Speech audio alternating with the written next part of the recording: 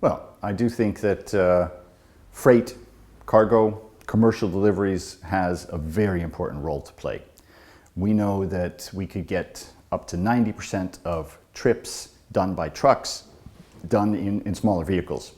And as far as private individuals go, for personal or private logistics, as we call it, we could reduce the number of trips made by motor vehicles.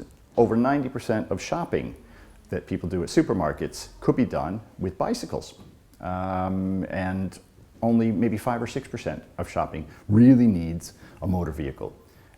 So we see that there are plenty of opportunities to be able to reduce the large vehicles that are on the roads and the small ones, because we can just move a lot more goods by bike, by cycle. What we think is really necessary is we do need to have a shift in attitude. A modal shift is definitely part of the solution. High tech is not going to solve the problem.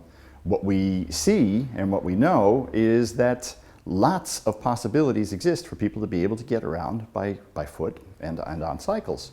In Copenhagen, yeah, it's a city that a lot of people talk about for cycling, but in Copenhagen, 17% of families have a cargo bike. Now this is almost 1 in 5 families that have a vehicle, not motorized, just a regular cargo bike running by their leg power that gets them and their families around. We know from the Psychologistics baseline study that 25% of all goods in our inner cities could be moved by cycles. That's everything. I mean, that covers everything from the shopping that I mentioned up through delivery of larger packages. And it's also our estimate that 50% of all light goods, now, that's half of the things that are moving around our cities right now. The great majority, 99% or so, are going in motor vehicles now.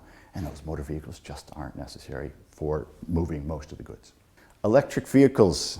A lot of people talk about the electric future, electric mobility, it's coming. Well, here at the ECF, we say, we know it's already here. We don't have to say it's here. The German government has a projection. They studied and found out that by 2020, there could be 1 million electric cars sold in Germany between now and 2020. Well, in the EU, we're selling more than 500,000 electric bikes every year. This has been the case. In fact, last year it was 700,000 e-bikes. So e-mobility is here. That said, from the side of cycle logistics and delivery, a lot of things can be delivered without electric power. People can move an awful lot, as one company here in Brussels is named Dioxide de Gambette. You know, just use your legs, use your head. You can get your stuff there. You don't need to use a motor vehicle. High tech is not the answer. The ECF put out a report, our CO2 study, where one of the conclusions was that technical solutions will not solve the problem. We've believed for a long time the future will be brighter and cleaner and greener. And we can believe that, but we have to start acting that. And that means not relying on technical solutions. We can't ignore technology. We're not going back to the Stone Age. But we know that we can deliver, and we are delivering in many of our cities right now, the goods that need to get into the city centers by cycle. It seems old-fashioned. I mean, China made the huge leap going from having masses of cyclists into the city. Well, they modernized, and now they have masses of cars and air pollution.